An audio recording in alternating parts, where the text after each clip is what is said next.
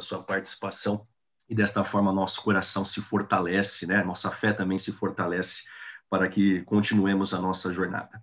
Queridos, eu quero nesta manhã dividir com vocês uma mensagem que inclusive preguei ontem em uma de minhas igrejas, e eu até peço licença aqui aos irmãos do Vanelville, que assistiram a mensagem ontem, e bem provavelmente muitos estão aqui conosco na sala, então terão que assisti-la novamente. Então, por favor, irmãos, não fiquem bravos comigo, que o pastor vai repetir a mensagem hoje, tá bom?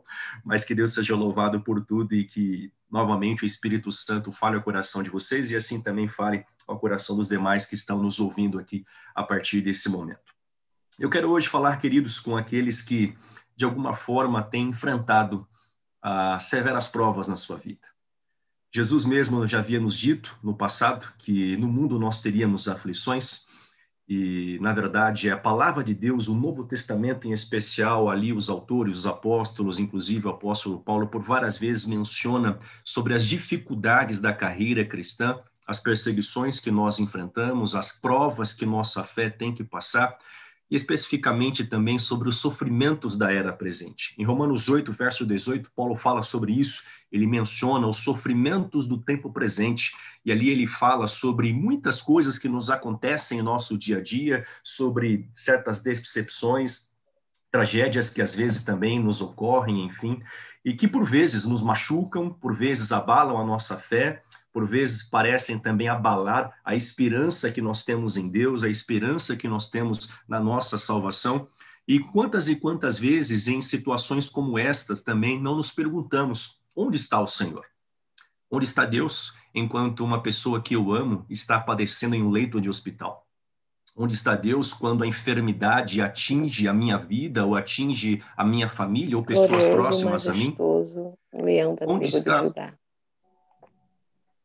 Onde está a minha fé no momento em que, de repente, por alguma razão, eu sou perseguido no meu trabalho por conta da minha própria fé, por conta da esperança que eu alimento, por conta da minha fidelidade para com Deus? Eu sei que nessa manhã aqui eu me dirijo aqui a pessoas que de alguma forma ou outra também têm sofrido esta provação na sua fé. Tem passado por uma enfermidade, tem enfrentado problemas no seu local de trabalho, em seu ambiente de estudos, quem sabe também. Você que na sua própria casa muitas vezes tem sofrido certos dilemas, alguns financeiros, problemas financeiros, emocionais, espirituais, enfim. Parece, meus irmãos, que a nossa vida aqui nesse mundo não tem um segundo sequer de paz. Já percebeu isso? Quando nós mal superamos uma provação, quando nós superamos uma dificuldade, quando nós superamos alguma prova em nossa vida, parece que vem uma outra ainda maior depois dessa e nós nos sentimos então tão fracos a ponto de não conseguirmos resistir a essas muitas investidas do diabo contra a nossa vida. E sabe, queridos, eu creio que em meio a todas essas circunstâncias que nos rodeiam, em meio a esses sofrimentos com os quais nós temos que lidar no nosso dia a dia, por vezes eu e você somos levados a nos questionar também sobre o porquê dessas coisas. Afinal, por que sofremos? E é curioso porque no meio filosófico existe um paradoxo onde é dito que é uma impossibilidade haver um Deus bom, um Deus de amor e um Deus onipotente e ao mesmo tempo o mal existir. E segundo alguns céticos da Bíblia, na verdade, se Deus ele é o criador de todas as coisas, e se Deus ele então trouxe à existência tudo aquilo que há em nosso universo, e por consequência o mal também existe, então Deus ele é o responsável pelo mal. E se Deus ele é o responsável pelo mal, ele não é esse Deus de amor que nós pregamos, ele não é esse Deus misericordioso no qual nós cremos, ele não é esse Deus tão bondoso como a própria palavra nos apresenta, como ele parece ser para todos nós que temos fé em seu caráter, que temos fé em seu nome. Como conciliar a existência do sofrimento com a existência de Deus? É fato, e nós cremos nisso, e eu creio nisso convictamente também, que todo o mal em nosso universo, ele é fruto do pecado, não haveria sofrimento, não haveria maldade, não haveria doenças, não haveriam problemas, enfim, não haveria pandemia se não houvesse o pecado. Tudo é decorrência do pecado, tudo é decorrência da rebelião de Adão e Eva, inclusive também da rebelião de Lúcifer no céu. Só que o problema é muito mais além. Parece que nós temos uma certa facilidade em aceitar o sofrimento quando ele vem em uma forma de uma correção, quando eu cometo algum deslize, quando eu pratico algo que é errado, quando eu faço algo que desagrada a Deus e, por consequência, ocorre algum tipo de tragédia na minha vida, eu então consigo assimilar aquilo como sendo uma forma corretiva de Deus me repreender, de chamar a minha atenção para que eu não faça mais aquilo. Ou seja, nós não temos tanta dificuldade em aceitar esse mal que vem em decorrência do pecado, porque sabemos que nós somos culpados por isso, nós mesmos é que causamos essa situação. Mas o nosso problema não é com esse tipo de sofrimento, mas sim com aquele que parece ser um sofrimento gratuito, aquele que não há nenhuma razão aparente para ter acontecido. Quantas e quantas vezes na sua vida, querido irmão, você foi prejudicado, você foi injustiçado, você sofreu algum tipo de mal que não havia qualquer propósito naquilo. Como eu disse, uma enfermidade inesperada, uma doença terrível que estava acabando com a sua vida ou acabando com a vida de alguém que você amava.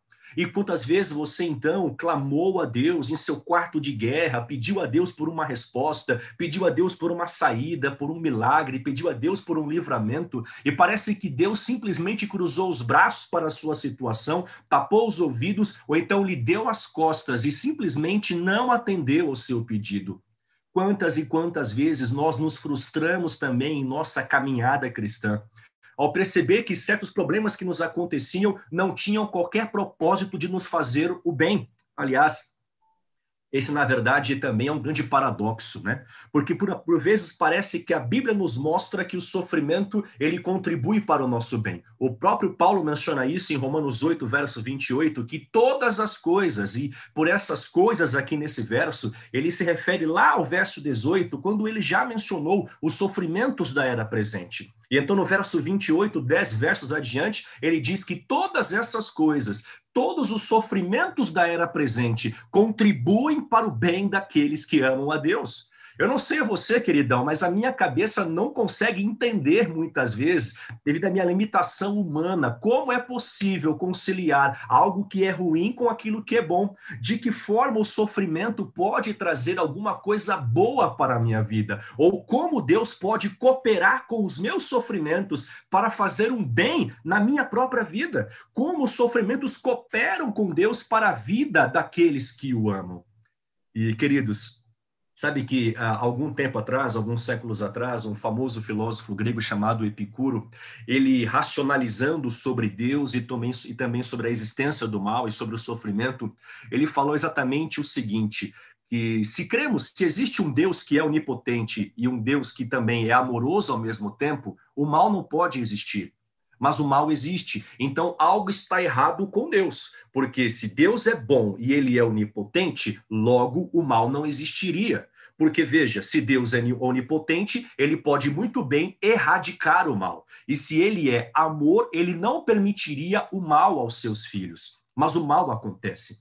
E ouça uma coisa, às vezes nós corremos o risco de ter uma visão equivocada de que somente os pecadores é que sofrem, só aqueles que fazem coisas erradas é que sofrem. Mas quando você olha para o seu redor, você vê que o quadro não é bem esse. Parece que aqueles que vivem uma vida desregrada, uma vida imoral, parece que aqueles que não amam ao Senhor estão prosperando, estão avançando, estão crescendo, não estão sofrendo, vivem tranquilamente as suas vidas.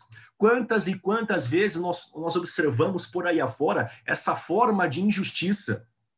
Os ímpios prosperam. Aliás, nos próprios salmos da Bíblia, vemos ali os salmistas dizendo, Senhor, como é isso? Os ímpios estão prosperando e os justos estão sendo perseguidos, estão sendo injustiçados. Os ímpios parece que vivem bem, há sorriso em seus lábios, enquanto que o coração do justo sofre, chora, porque ele não suporta tantas investidas, tantos ataques do mal contra a sua vida. Ou seja, a verdade, meus amigos, é que parece que no momento em que você decidiu colocar os pés dentro da igreja e servir a Deus e andar com o Senhor e amar o Senhor, muitas dificuldades se acometeram sobre a sua vida, sobre a sua casa, sobre a sua família. E então você se pergunta, onde está Deus nessa hora?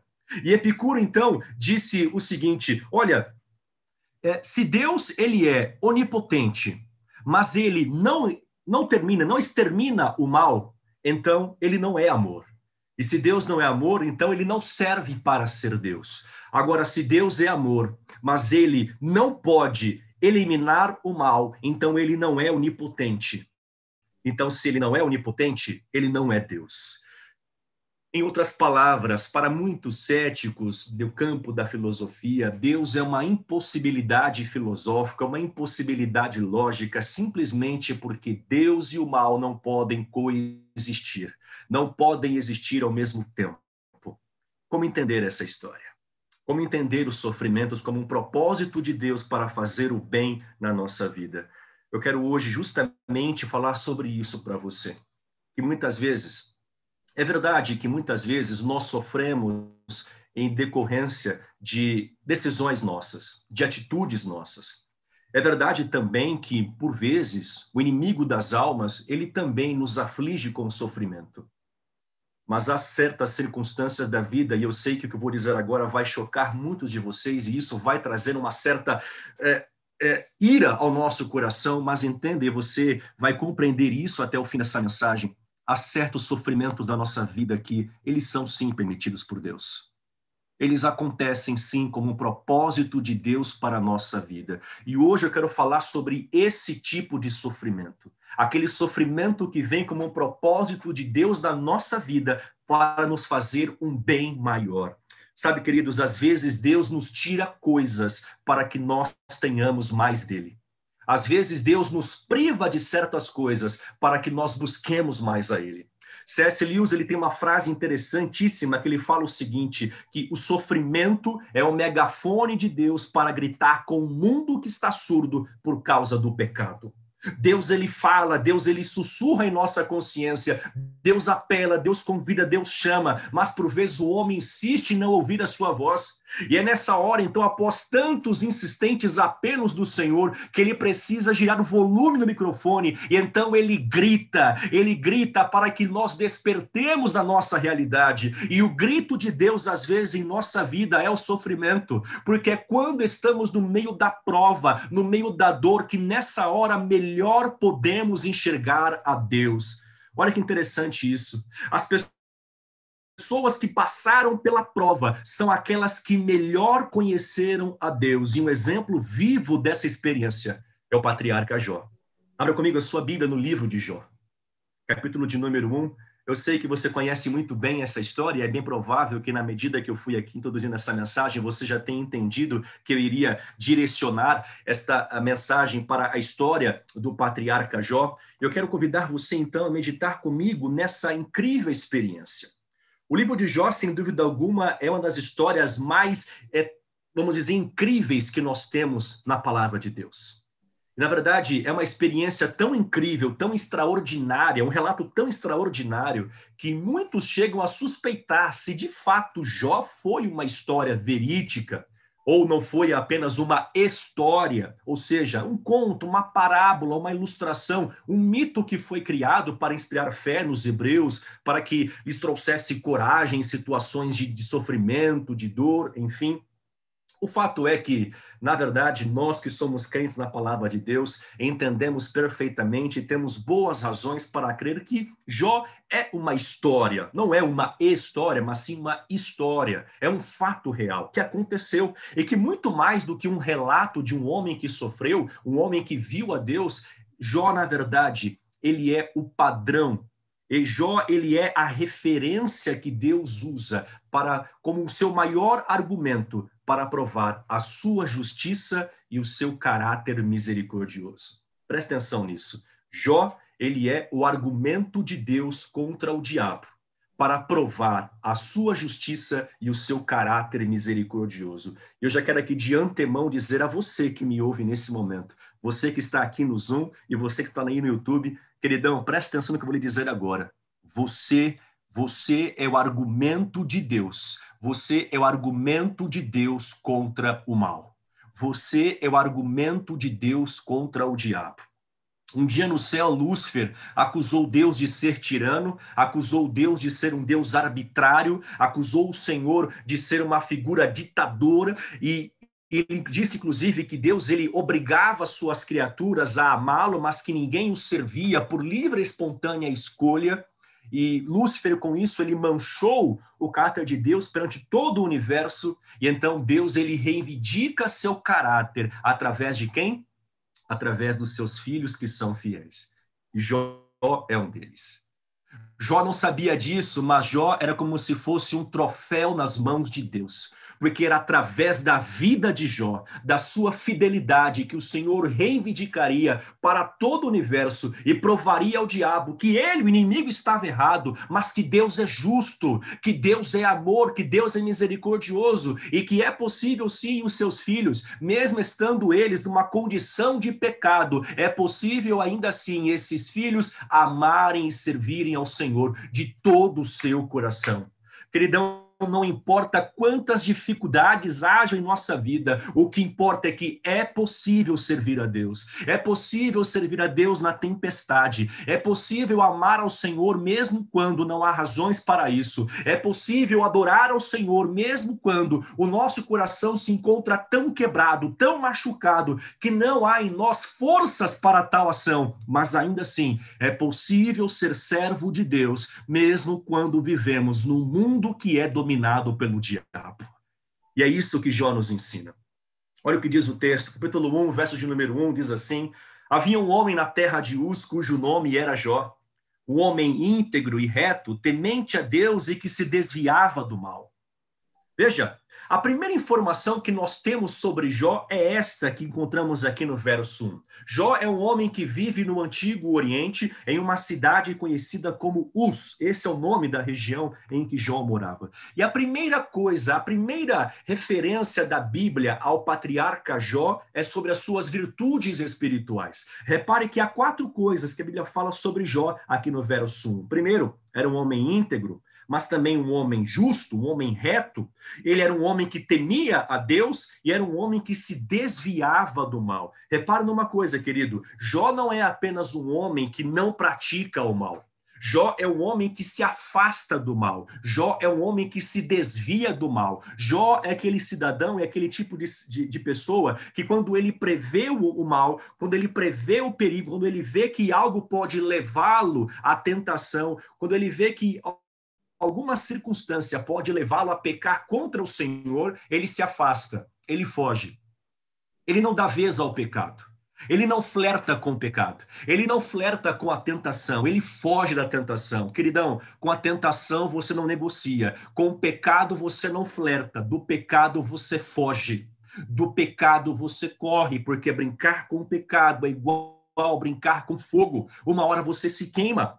E Jó sabia disso, e por isso Jó, sendo ele um homem íntegro, um homem reto, um homem temente a Deus, Jó se desvia do mal, porque Jó vive para agradar ao Senhor, para servir ao Senhor.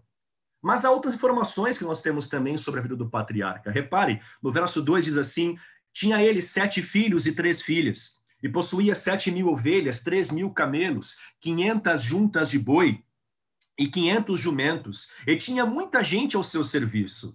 Jó era o homem mais rico do Oriente. Olha que coisa interessante, Jó é o homem mais rico de todo o Oriente. E a Bíblia aqui, inclusive, ela cita o patrimônio de Jó. Repare aí essa quantidade, né, de animais que Jó possuía e de servos que estavam ao seu serviço. Imagina que se fosse, quem sabe, nos tempos modernos, Jó fosse um homem dono de muitas terras, de muitas fazendas, ele fosse um grande empresário com muitas empresas e fábricas aí sob o seu comando, sob a sua liderança. Jó é um homem abastado. Veja, Jó é um homem temente a Deus, Jó é um homem abastado tanto financeiramente, como também, eu poderia dizer, socialmente, porque a Bíblia fala que Jó ele tem 10 filhos, sendo 7 rapazes e 3 moças. A família de Jó é uma família abençoada. Gente, a família de Jó é uma família bonita, uma família incrível, em que vive bem. Note que, segundo o verso de número 4, os filhos de Jó costumavam dar banquetes ali em suas casas e convidavam uns aos outros ali, os 10 irmãos, constantemente. Eles se confraternizavam e eles celebravam e festejavam juntos. A família de Jó vivia feliz. Jó tinha filhos bonitos, inteligentes, estudiosos, trabalhadores, responsáveis, dedicados, submissos aos pais, bons cristãos, inclusive. Gente, Jó é o tipo de homem que não tem do que reclamar. Uma família abençoada, uma profissão abençoada, a sua vida financeira é abençoada, a sua vida emocional, a sua vida física ela é abençoada, a sua vida espiritual é abençoada, sabe? Eu costumo dizer que Jó ele não tinha, parece não ter preocupação. Eu acho, meus irmãos, inclusive, que Jó nunca precisou pagar um boleto atrasado. Jó nunca teve que lidar, por exemplo, com conta de luz, conta de água atrasada. Isso não era um problema para Jó. Jó nunca precisou ficar na fila do SUS, por exemplo. Jó nunca precisou passar por tantas dificuldades que às vezes nós passamos no nosso dia a dia. Jó é um homem feliz. Jó é um homem correto. Jó é um homem de bom coração. É uma pessoa honesta. É uma pessoa que é fiel aos seus. É um bom pai, é um bom marido, é um bom patrão para os seus empregados, é um bom vizinho para a sua vizinhança, é um bom irmão, é um bom cristão para os seus irmãos de igreja. Jó é servo de Deus. Jó teme ao Senhor. Jó ama ao Senhor com todo o seu coração. Agora, há algo mais curioso. Nos diz o verso 5 que Jó, ele também era um intercessor. Diz aí o texto, terminado o período dos banquetes, Jó mandava chamar os seus filhos e fazia com que se purificassem, e de madrugada lhe oferecia um holocausto em favor de cada um deles, pois ele pensava, talvez os meus filhos tenham lá no íntimo pecado e amaldiçoado a Deus. Essa era a prática constante de Jó. Além de ser tudo isso que já mencionamos aqui, Jó tem um coração pastoral. Ele se preocupa com a condição espiritual dos seus filhos. Eu sei que nessa manhã há muitos pais que me ouvem aqui. E é bem provável que muitos de vocês também sofram com o fato de ter um filho que, por alguma razão, no momento se encontra longe dos caminhos do Senhor. E eu sei, pai, o quanto isso machuca você. Eu sei o quanto isso aflige a sua alma. Eu sei o quanto isso perturba a sua paz. Eu sei o quanto isso faz com que você derrame lágrimas perante o Senhor. E eu sei que a coisa que você mais almeja na sua vida é a conversão, é a salvação de seus filhos. E eu falo que eu sei porque eu conheço aqui em meu distrito irmãos também que sofrem com esse dilema. Eu tenho na minha própria casa, minha mãe tem um dos meus irmãos, meu irmão mais velho no caso, não serve ao Senhor também. E eu sei quanto minha mãe sofre por saber que um de seus filhos não está no caminho que leva a Cristo. A mãe da minha esposa, o irmão da minha esposa, no caso, também é alguém que não serve a Deus, e eu sei o quanto a minha sogra também sofre por saber que um de seus filhos também não ama ao Senhor e não serve ao Senhor, e eu sei o quanto dói no seu coração. E sabe, eu tenho certeza que Deus ele tem uma atenção especial à oração de uma mãe. E eu sei, mamãe, você que me ouve aqui, eu quero dizer uma coisa para você, querida mamãe. Deus está ouvindo a sua oração, querida. Deus ele está ouvindo a sua prece. Deus tem recolhido as suas lágrimas, minha irmã. Eu quero te dizer uma coisa muito importante. O Espírito Santo está agindo. Deus ele não está em silêncio. Deus ele não está imóvel em relação à sua oração. Ele tem ouvido as suas preces, os seus clamores. Eu quero que você saiba, em nome do Senhor Jesus, que no tempo certo, Deus vai fazer a obra dele. E o seu coração de mãe se regozijará no Senhor ao ver a grande maravilha, o milagre que ainda nesse tempo ele vai operar na sua casa, na vida dos seus filhos. Creia, como Jó, continue intercedendo pelos seus filhos. Continue pastoreando o coração dos seus filhos, para que eles sirvam ao Senhor, para que eles voltem aos caminhos do Senhor. Enfim, pais, pastoreiem seus filhos, façam como Jó fazia também pelos seus. Amigos, este é Jó, um homem abençoado. Agora, a partir do verso 6 do capítulo 1 de Jó, você repara que a situação, o cenário muda. Até o verso 5, nós estamos num cenário que é terrestre, numa dimensão que é aqui, essa nossa realidade humana. Mas do verso 6 para frente, você nota que a dimensão ela vai para uma esfera celestial. Porque agora os eventos do livro começam a ocorrer justamente lá no céu, no trono de Deus. Olha o verso número 6, o que nos diz aí o texto. Certo dia, os filhos de Deus vieram apresentar-se perante o Senhor. E olha aqui diz o texto. E veio também quem? Satanás entre eles. Os filhos de Deus vieram apresentar-se perante o Senhor. E veio também Satanás entre eles. E o Senhor disse a Satanás, de onde vens?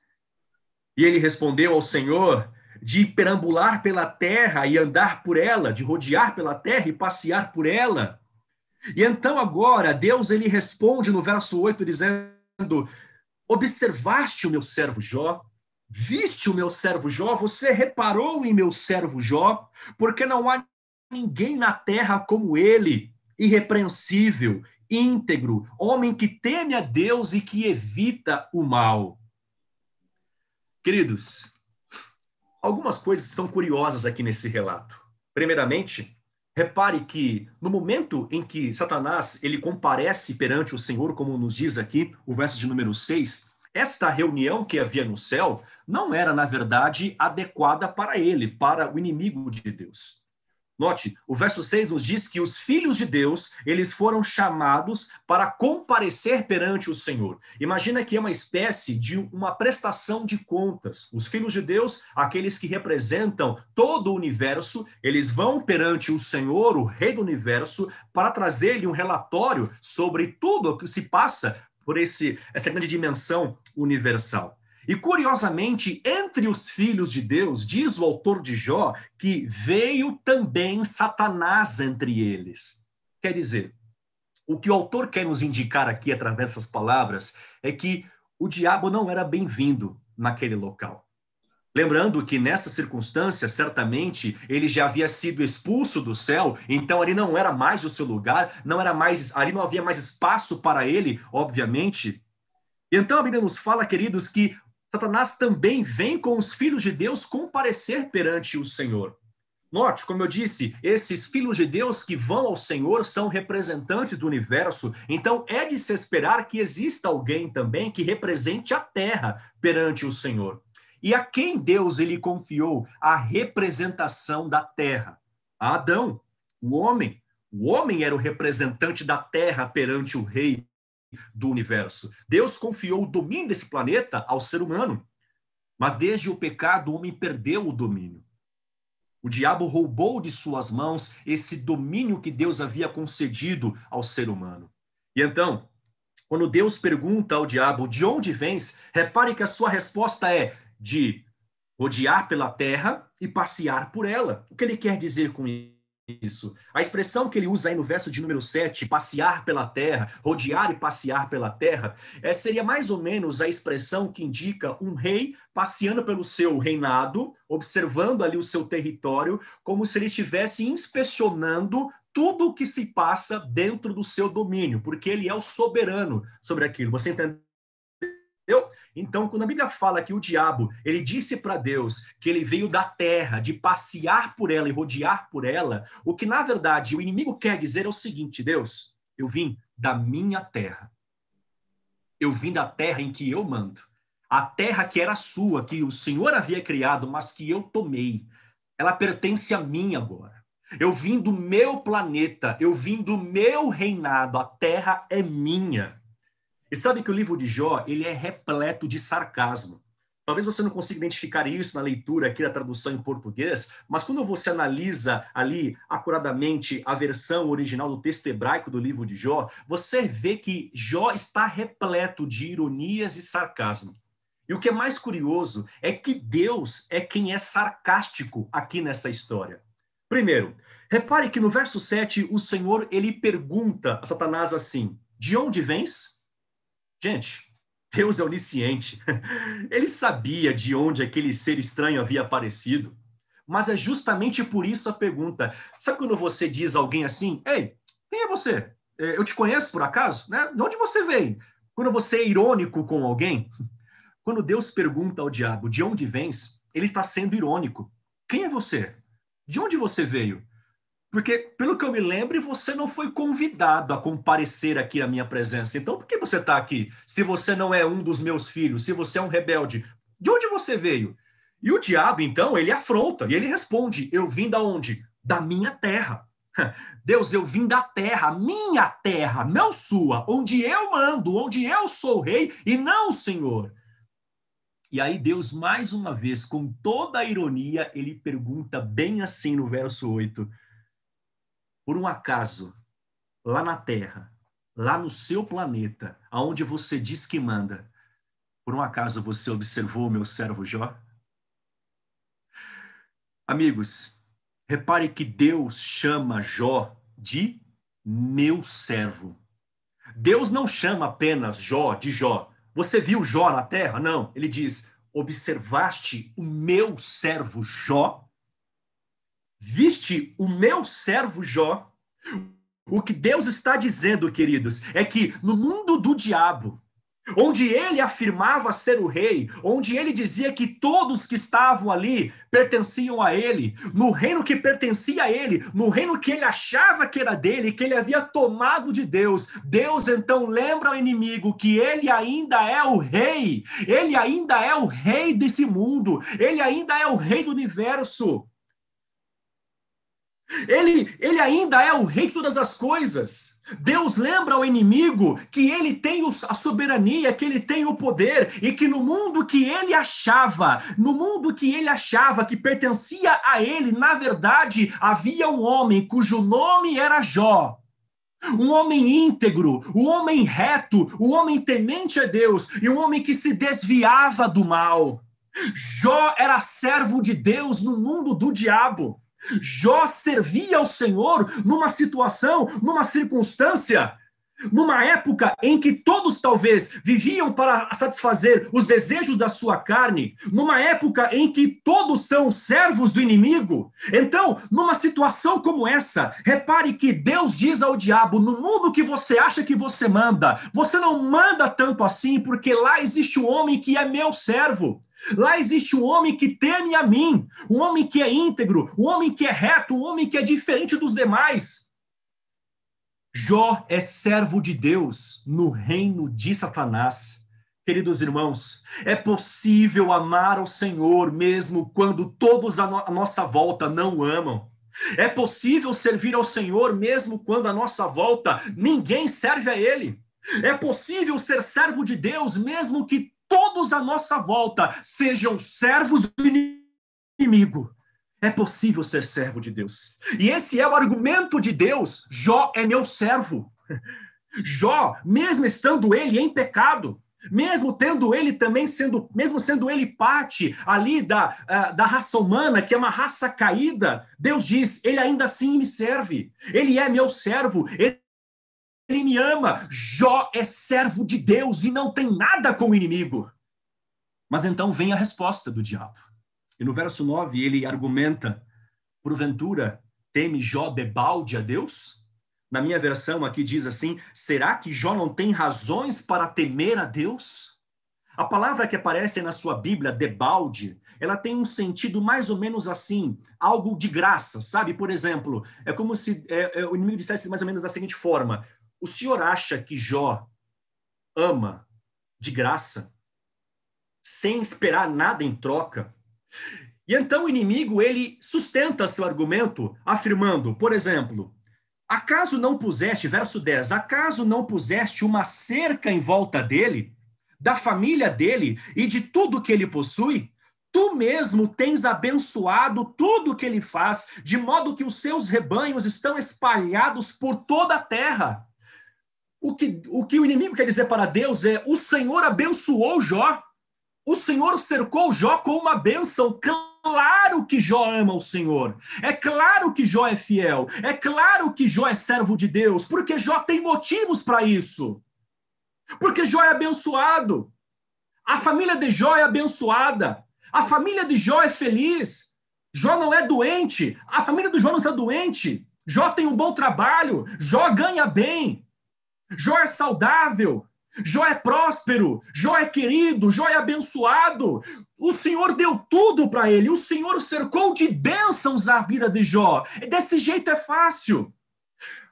O argumento que o diabo usa é que é fácil servir a Deus, é fácil amar a Deus, é fácil amar ao Senhor quando Deus dá bênçãos. Ou seja, para ele, o homem é utilitarista, o homem serve a Deus, o homem ama a Deus, o homem ora, o homem vai à igreja, o homem louva enquanto ele tem de Deus bênçãos. Se Deus abençoa, ele é fiel, ele guarda o sábado, ele devolve o dízimo, ele faz isso, ele faz aquilo, ele testemunha isso e aquilo mais. Então, quer dizer, é fácil servir a Deus na bonança, é fácil servir a Deus quando tudo vai bem, é fácil servir a Deus, como Deus nos cerca de bênçãos. Mas então ele lança um desafio. Toca em Jó, diz ele. Estende a tua mão e fere tudo o que ele tem. E com certeza ele vai te amaldiçoar. Para o diabo, no momento em que o homem deixa de receber bênçãos, no momento em que o homem para de ser abençoado, ele se torna um blasfemo. Ele se rebela contra Deus. E o que é mais interessante é que Deus, então, mais uma vez aqui, o inimigo lança dúvidas acerca das ações de Deus. E agora, queridos irmãos, como eu disse, Jó é um argumento de Deus. E para isso, Deus permite, veja uma coisa importante, Deus permite que o inimigo toque nos bens de Jó. No verso de número 12, o Senhor disse a ele: pois bem, tudo quanto ele possui está nas suas mãos. Apenas não toque nele. Sabe, queridos irmãos, às vezes nós subestimamos o inimigo, mas às vezes cometemos um outro erro, que é superestimar o inimigo de Deus. Queridos, o diabo não é Deus. Ele não tem todo o poder. Ele não é onipresente, onipotente, onisciente. Ele não é criador. Amados irmãos, o inimigo não tem todo o poder. Ele não é todo poderoso. Quero que você entenda, vou usar aqui uma expressão um pouco diferente, mas entenda o que eu vou dizer. Quero que você entenda que o inimigo é só um cachorrinho na coleira. Porque Deus é quem tem o poder. Ele é poderoso, ele é soberano, ele é maior do que os céus, do que a terra, do que todo o universo. Não há outro Deus como esse Deus, não existe outro Deus, na verdade. Não há ninguém que se compare ao Senhor. Não há homem, não há nação, não há reino, não há nada, absolutamente nada que se compare em poder, em glória, em majestade com o Senhor. Deus é soberano, Deus tem todo o poder, é Ele que tem o domínio sobre o universo, sobre a nossa vida.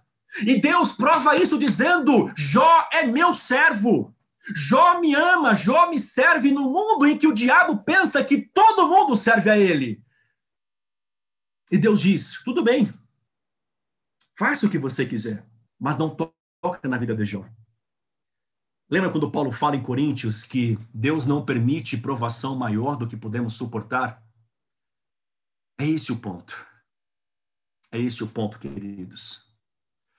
Quando eu digo que nós somos o argumento que Deus usa para provar seu caráter perante o universo, aqui está uma evidência em que Deus, ele usa a vida de Jó como um exemplo para provar que, mesmo não tendo razões para amar, o homem ainda assim pode amar a Deus e servi-lo de todo o seu coração. Você conhece a história e a partir do verso 13, então, o diabo ele sai e ele começa a tocar nos bens de Jó. Ali no verso de número 14, nos é dito que, primeiramente, os bois de Jó e os seus animais em geral, eles são atingidos por um ataque e os seus servos também são mortos à espada. Na sequência, no verso de número 16, é nos dito também que uma outra parte dos animais de Jó também são atingidos por uma tragédia, por uma invasão ali, e uma grande catástrofe que se abate sobre o curral das ovelhas ali, fogo que cai do céu e queima tudo, né, ali nos campos de Jó. E mais adiante também fala sobre bandos que atacam outra parte dos animais. E no verso 18 vem talvez o golpe mortal. Veja uma coisa, Jó, em menos de 24 horas, ele vai da extrema riqueza para a extrema miséria. Porque Jó perdeu tudo, não lhe restou nada. Não lhe restou absolutamente nada. Tudo que Jó possuía em termos de bens, de riquezas, tudo isso ele perdeu. Em um único dia, em menos de 24 horas. E, queridos, agora a palavra de Deus nos mostra, no verso 18, que o golpe mortal vem. Estavam os filhos de Jó reunidos, banqueteando como faziam sempre, quando veio, diz o texto bíblico, um forte vendaval que fez desabar aquela casa em que eles estavam e todos eles morreram. Todos os filhos de Jó morreram. A parte mais difícil para mim como pastor no meu ministério é quando às vezes eu recebo alguma ligação, e eu creio que os pastores que estão aqui conosco na sala talvez concordem comigo. Quando eu recebo alguma ligação de algum irmão da igreja, algum conhecido, noticiando o falecimento de alguém e solicitando a minha presença na cerimônia fúnebre. Confesso a vocês, meus irmãos, que isso é algo que machuca muito o meu coração. Eu vou, logicamente, atender o pedido, mas eu confesso que eu não vou com alegria. Eu vou com tristeza. Às vezes eu vou querendo não ir. E não é por causa da obrigação, não é isso, mas é porque a circunstância em si é terrível. Mas, para mim, a pior coisa que eu já passei foi quando eu precisei fazer o sepultamento de uma criança de 2 anos de idade. Irmãos, aquilo acabou com o meu dia. Aquilo acabou com a minha semana. Naquela mesma semana eu tive alguns batismos no meu distrito, eu estava empolgado, feliz. Mas depois daquela notícia, daquela cerimônia fúnebre, eu confesso a vocês que meu dia acabou, minha semana acabou. Eu tinha batismos no próximo final de semana e eu não tinha ânimo, alegria para fazer o batismo. Uma coisa terrível, irmãos. Perder um filho, eu acho que é uma tragédia que nenhum pai está preparado para passar. Que mundo injusto é esse em que pais sepultam seus filhos? Que mundo injusto é esse em que crianças morrem? Que mundo cruel é esse em que inocentes sofrem, não é mesmo? E eu sei que eu estou falando aqui a pessoas inocentes e que às vezes não compreende a razão da sua dor, não compreende a razão do seu sofrimento, não entende por que o Senhor permitiu certas coisas. Talvez hoje eu esteja aqui falando para pais que perderam seus filhos e eu não consigo nem imaginar como é essa dor. Por mais que eu presencie uma situação como essa, só quem passa por isso para saber o que é uma perda como essa. Eu tenho um filho de 1 ano e 3 meses, meus irmãos, e qualquer resfriadinho dele eu me apavoro. Eu fico imaginando, então, um pai vendo um filho num leito de hospital, tentando fazer alguma coisa, mas não podendo fazer nada. Que dor, meu Deus, que dor. E sepultar um filho. Há poucas semanas, uma irmã do meu distrito, ela perdeu um irmão, e uma semana depois perdeu um outro irmão, e ela me disse no telefone, chorando, pastor, a minha maior tristeza é a minha mãezinha. Ela é uma idosa e, pastor, ela mal se recuperou, ela mal está se recuperando da perda de um filho e agora ela está tendo que sepultar um outro filho. Ah, queridos, que mundo cruel e que mundo perverso. Mas me chama a atenção a reação de Jó diante da extrema dor que ele passou. O verso de número 20 nos diz que, ao ouvir isso, Jó levantou-se, rasgou o manto, rapou a cabeça, prostrou-se com o rosto em terra e em adoração ele disse: Nu saí do ventre da minha mãe e nu partirei. O Senhor deu, o Senhor levou. E aqui estão as palavras mais lindas desse texto. Bendito, bendito seja o nome do Senhor. Ei, queridão, é fácil dizer bendito seja o Senhor na prosperidade. É fácil dizer bendito seja o Senhor na bonança. É fácil dizer bendito seja o Senhor na promoção do seu trabalho. É fácil dizer bendito seja o Senhor. É fácil dizer bendito seja o Senhor quando as coisas estão indo bem na nossa vida. É muito fácil dizer bendito seja o Senhor quando tudo vai bem, quando estamos com saúde, quando estamos felizes, quando conquistamos coisas da vida, quando a família está bem, quando os filhos estão crescendo e com saúde. É muito fácil. É muito fácil, meus irmãos, dizer bendito seja o Senhor quando você está sendo muito abençoado por Deus. Mas a coisa mais difícil, e é aqui que se revela o caráter daquele que realmente é fiel a Deus, como Jó também era. A coisa mais difícil é dizer bendito seja o Senhor na tempestade, bendito seja o Senhor na provação, bendito seja o Senhor na doença, bendito seja o Senhor na morte, bendito seja o Senhor mesmo quando não há razões para dizer dizer isso. É a coisa mais triste, é a coisa mais difícil. Eu sei que não é fácil, mas aqui Jó mostra que Deus tinha razão. É possível servir ao Senhor mesmo quando temos tantas perdas que não somos capazes de amá-lo, mas ainda assim, bendito seja o nome do Senhor. Bendito seja o Senhor. Em tudo isso, diz a Bíblia, Jó não pecou. Em tudo isso, Jó não pecou contra o Senhor e nem culpou Deus de coisa alguma.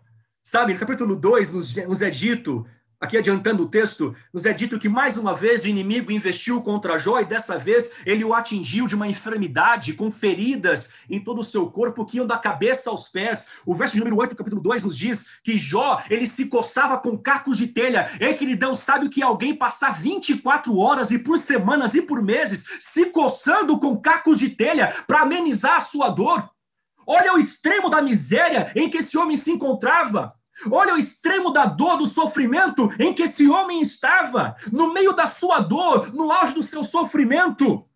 A sua mulher olha para ele e diz: Jó, amaldiçoa esse teu Deus e morre. Os amigos de Jó comparecem e dizem a ele: Jó, você está assim porque você está em pecado, porque só sofre quem vive em pecado. E Jó, ele argumenta: vocês falam como loucos. Aceitamos o bem que vem de Deus, não aceitaremos o mal também? E Jó continua louvando a Deus, os amigos o acusam, a esposa o acusa, o mundo se volta contra Jó. Sabe aquela hora que você mais precisa de uma palavra amiga, de um consolo, de um incentivo, de um apoio, e vem alguém e coloca a última pá de terra para sepultar você de vez? Você está mal, você está quebrado, você está arrebentado. E vem um cidadão, e ao invés de, às vezes, não dizer nada, porque há ocasiões em que é melhor ficar em silêncio do que dizer alguma coisa que vá ferir, a pessoa vem e piora ainda mais o seu problema, piora mais ainda a sua situação. Esse é o caso de Jó, queridos. Esse é o caso do patriarca Jó. Mas no capítulo 19,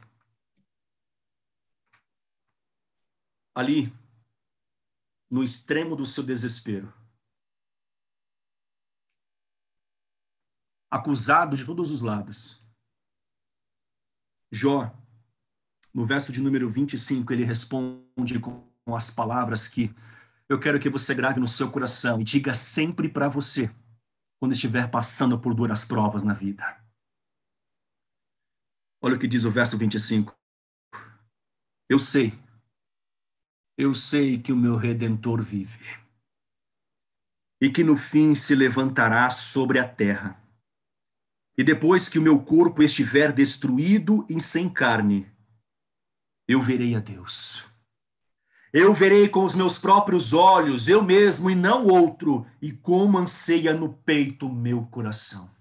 Jó não sabia quanto tempo de vida a mais Deus iria lhe conceder. Jó não entendia o porquê do seu sofrimento. Jó não entendia a razão da sua dor. Jó não entendia o que estava se passando. Jó não entendia onde ele havia errado, se é que ele havia errado. Jó não compreendia o propósito da sua dor, o propósito do seu sofrimento. Mas em meio a essas incertezas, em meio a essa insegurança, em meio a essa dor, Jó, então, com todo o suspiro que lhe resta, com a força que ainda lhe resta, lá do fundo da sua alma, Jó, ele ergue a sua voz e ele então grita para todos dizendo: eu sei que o meu Redentor vive. Eu posso morrer, mas ele está vivo. Os meus filhos morreram, mas ele vive. Eu perdi tudo, mas ele ainda está vivo. Eu sei quem é o meu Redentor. Eu sei que ele está vivo. E eu sei que no fim ele vai se levantar sobre a terra. E eu sei que com os meus próprios olhos, ele diz: ainda que ele me mate, eu verei a Deus. Ainda que a minha carne se corrompa, seja destruída pelos vermes, eu verei a Deus um dia, porque ele vai me levantar do pó, ele vai me ressuscitar. Se eu morrer, ele me ressuscita. Se ele não me curar e eu morrer, eu sei que ainda assim eu verei. Mas o ponto é, eu sei que meu Redentor vive e que no fim ele vai se levantar por sobre a terra.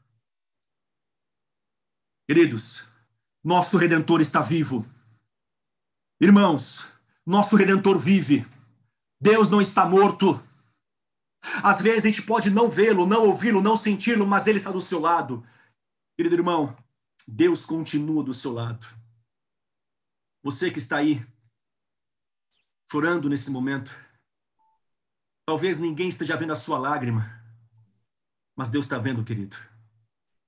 Deus vai limpar as suas lágrimas um dia, porque Deus está vivo. E nada, nem mesmo os poderes do mal podem contra o Senhor. Agindo Deus, quem impedirá? O Redentor vive. E no fim dessa história, algo impressionante acontece. E você pode pensar que o impressionante é Jó, ele ter de volta tudo aquilo que ele perdeu. Como de fato aconteceu. A Bíblia diz que o Senhor, então, lembrou-se de Jó, e o Senhor restaurou a sua sorte, ele devolveu em dobro aquilo que ele havia perdido. Mas não é essa a maior bênção que Jó encontrou. Sabe qual foi a maior dádiva que Jó recebeu no fim de toda a sua experiência? No capítulo 42, no verso 5, Jó ele diz assim: meus ouvidos já tinham ouvido a teu respeito, mas agora os meus olhos te viram. Algumas versões dizem: eu te conhecia de ouvir falar, mas agora os meus olhos te veem. Jó conhecia Deus, mas depois da sua experiência, Jó percebe que, na verdade, o que ele passou, o que ele teve, foi apenas um conhecimento de ouvir falar. Eu conhecia de ouvir falar, mas agora, ele diz, agora eu conheço porque meus olhos viram o Senhor. Às vezes, querido irmão, é no sofrimento que nós vemos a Deus. Conhecemos de ouvir falar, conhecemos do que o pastor prega, do que os irmãos pregam, do que outros pregam. Mas é quando somos provados que muitas vezes melhor conhecemos a Deus. Porque ali, como aqueles jovens da fornalha que viram aquele quarto homem com eles dentro do fogo, é na provação que nós somos lembrados que ainda que passemos pelo vale da sombra e da morte, o Senhor está conosco. Os meus olhos te veem, Senhor. Os meus olhos te veem. Meu amigo, meu irmão, meu desejo nessa manhã é que você veja o Senhor. Eu sei que é difícil pensar num propósito para a dor.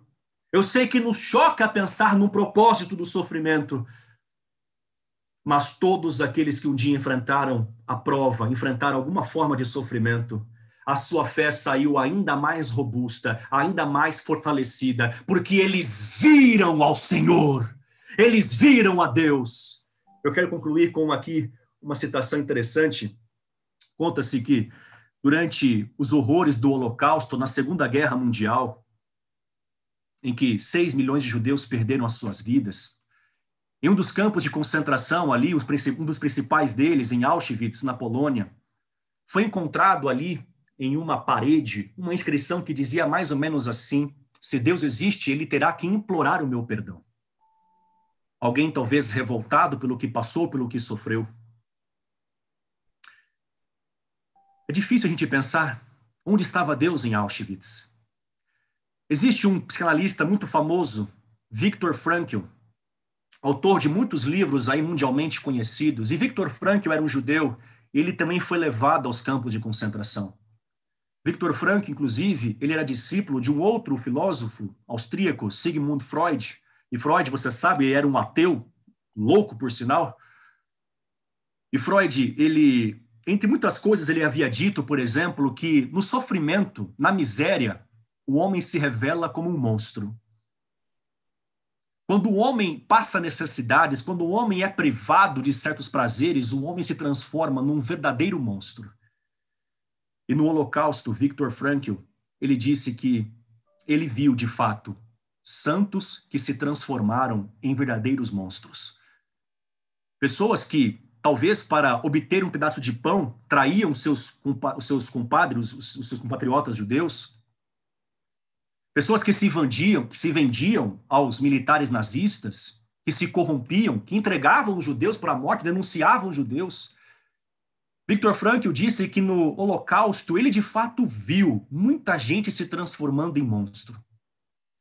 Mas Viktor Frankl, ele relata que enquanto muitos ali dentro se rebelaram, outros se transformaram em verdadeiros heróis. E ele disse: muitos nos campos de concentração viram o diabo. Eu vi Deus. Ele relata que ali no seu sofrimento ele encontrou Deus. Ele relata que no meio das suas extremas dores e das suas perdas, foi ali que ele teve um encontro real com Deus. Eu não estou aqui justificando o holocausto, não é isso, pelo amor de Deus.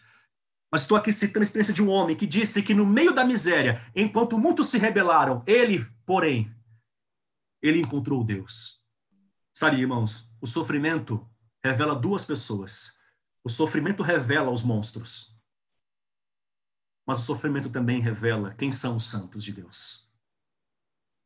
O sofrimento revela quem são aqueles que de fato estão firmados no Senhor. E Viktor Frankl disse: é possível, sim, encontrar Deus, mesmo no extremo fogo da provação. Conta-se que um navio estava em alto mar. De repente, um forte temporal se acometeu sobre aquela embarcação. E naquele cenário, o capitão emitiu um alerta aos passageiros, aos tripulantes, que o navio possivelmente pudesse naufragar. Então, eles se preparassem, colocassem seus coletes salva-vidas, porque talvez seria preciso saltar daquela embarcação. Rapidamente, então, os tripulantes começam agora em alerta a se ajustarem ali, colocam o colete salva-vidas, se organizam para prepararem os botes para sair daquele barco. E, de repente, próximo à cabine de comando, um marinheiro está passando ali, avisando os quartos, e ele observa que existe um quarto ali, isolado, próximo à cabine, uma porta aberta. Ele entra para ver se havia alguém dentro, e ele se surpreende quando ele entra e ele encontra uma garotinha sentada, brincando com a sua boneca. E quando ele encontra aquela criança, ele olha para ela e diz: filha, vem comigo. Você não pode ficar aqui sozinha. Onde estão os seus pais? Me diga onde eles estão, que eu levo você até eles. Venha comigo, porque esse navio vai afundar. E a garotinha, curiosamente, ignorou o apelo daquele rapaz. E ele insistiu mais uma vez com ela: mocinha, por favor, venha comigo. O navio está afundando e você não pode ficar aqui sozinha.